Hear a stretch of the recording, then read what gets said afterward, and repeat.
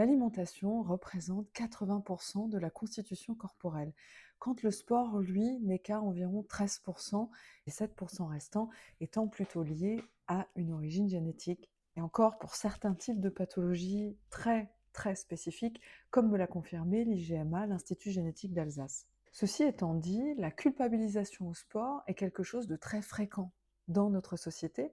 Systématiquement, quand on voit ce type de personne en échec au niveau du poids, on le fait culpabiliser sur le déficit calorique, la pratique sportive, etc., etc. Sachez juste une chose, c'est que la plupart des études sur les femmes, notamment, parce que ce sont les dernières qui en parlent, expliquent que non, que les femmes perdent plus de poids en changeant leur alimentation qu'en pratiquant une activité physique. Et j'en suis le parfait exemple, c'est-à-dire que avant de changer drastiquement mon alimentation, je me tuais littéralement au sport. Je faisais environ 8 à 13 kilomètres de marche à jeun. Je faisais déjà le jeûne intermittent. Ensuite, je faisais 1 kilomètre de nage en piscine. Ensuite, je faisais 1 heure de vélo elliptique, et ce, tous les jours. Comment vous dire mon état de larmes à la découverte du fait que non, ça ne faisait pas maigrir.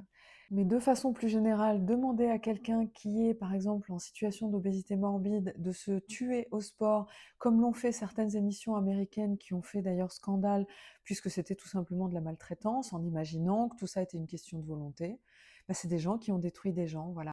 Je comprends aujourd'hui les gens qui viennent me voir et qui me disent je comprends pas, je fais 4, 5 séances de sport par semaine et en fait le poids bouge pas.